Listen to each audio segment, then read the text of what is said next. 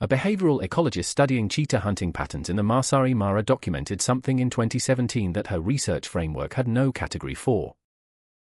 A young adult male cheetah had been observed across 14 consecutive hunting attempts over 3 weeks. On the 15th attempt he closed to within 12 meters of a Thompson's gazelle, launched his sprint, and lost the chase at the final moment when the gazelle cut sharply left. The cheetah overran the turn, skidded across dry grass, and came to a stop in open ground. What happened next took 11 minutes. The cheetah did not immediately resume scanning for prey. It did not groom itself the way cats typically do after physical exertion. It sat facing away from the direction the gazelle had fled, head low, body still, in a posture the researcher described in her notes as collapsed inward. 11 minutes of stillness before it stood and walked slowly to a shade tree 200 meters away, where it sat for the remainder of the afternoon without making another hunting attempt. The researcher's field notes ended with a question she admitted she had no scientific framework to answer. Was that shame? Or was it something that just looked exactly like it? Start with why that question is harder to answer than it first appears. Shame in humans is a social emotion. It requires self-awareness, the capacity to evaluate one's own performance against an internal or external standard, and some form of concern about how that performance registers to others. For decades, the standard position in animal behavior research was that these requirements placed shame firmly outside the cognitive range of non-human animals. That position has been eroding steadily since the 1990s. The mirror self-recognition test, the ability of an animal to recognize its own reflection as itself rather than another animal, has been passed by chimpanzees, orangutans, dolphins, elephants, and European magpies.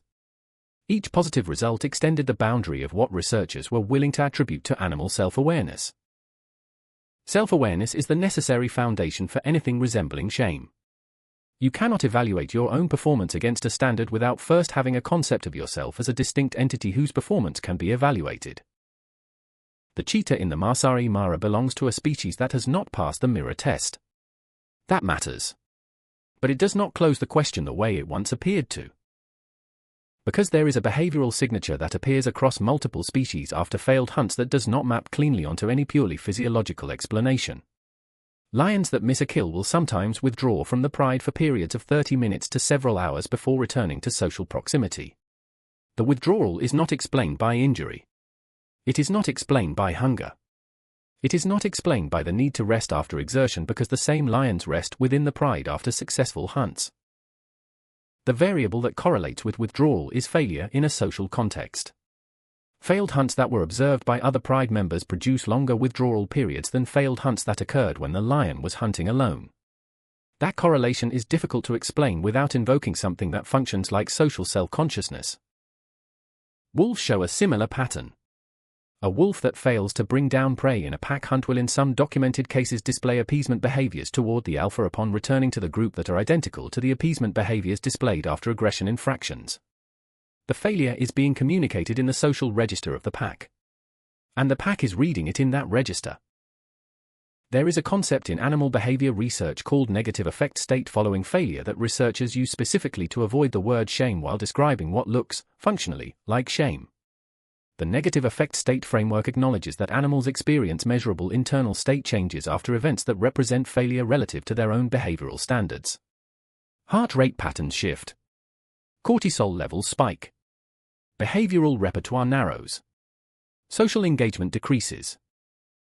These are not the physiological signatures of simple fatigue. They are the physiological signatures of something that functions like self-directed negative evaluation. The debate in the research community is not really about whether the state exists. The state is measurable. The debate is about what to call it and what cognitive architecture is required to produce it. Calling it shame implies a subjective experience of self-evaluation that science cannot directly measure in an animal that cannot report its own internal states. Calling it a negative affect state describes the measurable components without making claims about the subjective experience behind them. The behavioral outputs are identical. The naming argument is real. But it may matter less than researchers sometimes suggest. What matters more is what the behavior is doing in evolutionary terms.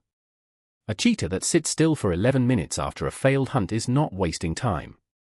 It is running a process that has survival value. Failed hunts are informative.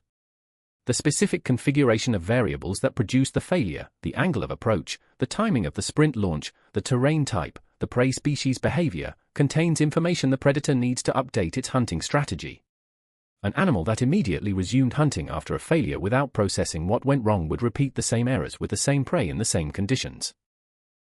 The withdrawal, the stillness, the reduced activity that follows a failed hunt may be the behavioral expression of a processing period during which the animal's system integrates the failure data and updates its behavioral models. Shame, in this reading, is not a social luxury that complex brains developed late in evolution.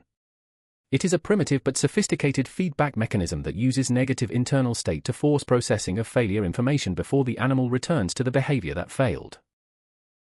It works the same way in humans.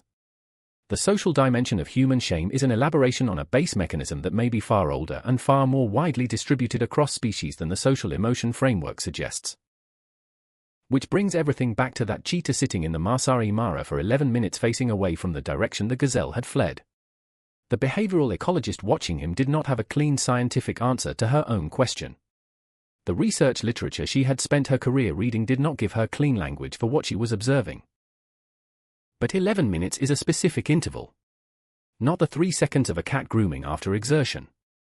Not the immediate resumption of scanning behavior that follows a successful hunt that ends in a missed final strike. 11 minutes of inward collapse before slow movement toward shade and an afternoon of social withdrawal. Something was happening in that animal that was producing behavior indistinguishable from what a human observer would produce under the same circumstances.